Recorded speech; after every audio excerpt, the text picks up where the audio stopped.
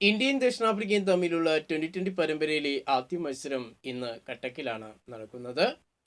5 മത്സരങ്ങൾ അടങ്ങുന്ന 2020 പരമ്പരയിലെ ആദ്യ മത്സരത്തിന് ഇന്ത്യൻ ടീമിനെ സൂര്യകുമാർ യാദവും ദക്ഷിണാഫ്രിക്കയെ എയ്ഡൻ മാക്രവും നയിക്കുമ്പോൾ വളരെ ആവേശം നിറഞ്ഞ ഒരു മത്സരം തന്നെയാണ് ആരാധകരെ കാത്തിരിക്കുന്നത്. ഏകദിന പരമ്പരയിൽ ഇന്ത്യയുടെ ഏറ്റ തോൽവിക്ക് പകരം വീട്ടി 2020 പരമ്പര സ്വന്തമാക്കാൻ വേണ്ടി എയ്ഡൻ മാക്രവും സംഘവും ഇന്ത്യയെ നേടാൻ ഒരുങ്ങുമ്പോൾ അവർ ഏറെ ഭയപ്പെടുന്ന ഒരു താരം ഇന്ത്യൻ നിരയിലുണ്ട്. ഇന്ത്യയുടെ ക്യാപ്റ്റനായ സൂര്യകുമാർ യാദവോ ഇന്ത്യയുടെ ഉപനായകനായ ശുഭ്മാൻ ഗില്ലോ മലയാളി താരമായ സഞ്ജു സാംസണോ ഇന്ത്യയുടെ ഓൾറൗണ്ടറായ ഹാർദിക് പാണ്ഡ്യയൊന്നുമല്ല. ഇന്ത്യയുടെ യുവ ഓപ്പണറായ അഭിഷേക് ശർമ്മയാണ് പോർട്ടിസ് പട ഏറെ ഭയപ്പെടുന്നത്.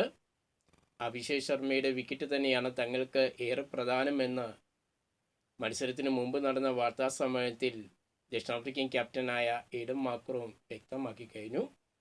ഏറെ അപകടകാരിയായ അഭിഷേകിനെ തുടക്കത്തിൽ തന്നെ പുറത്താക്കാൻ കഴിയുമെന്നുള്ള ആത്മവിശ്വാസമാണ് എയ്ഡൻ മാക്രം പ്രകടിപ്പിച്ചിരിക്കുന്നത്.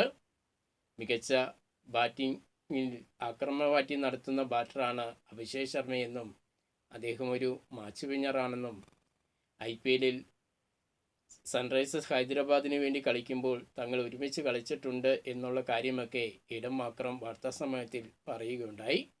അതിനാൽ ദക്ഷിണാഫ്രിക്കയെ സംബന്ധിച്ച് ഏറ്റവും പ്രധാനപ്പെട്ട വിക്കറ്റ് ഇന്ത്യൻ ഓപ്പണറായ അഭിഷേക് ശർമ്മയുടെ വിക്കറ്റ് തന്നെയാണ് എന്നാണ് എയ്ഡൻ മാക്രം പറയുന്നത്.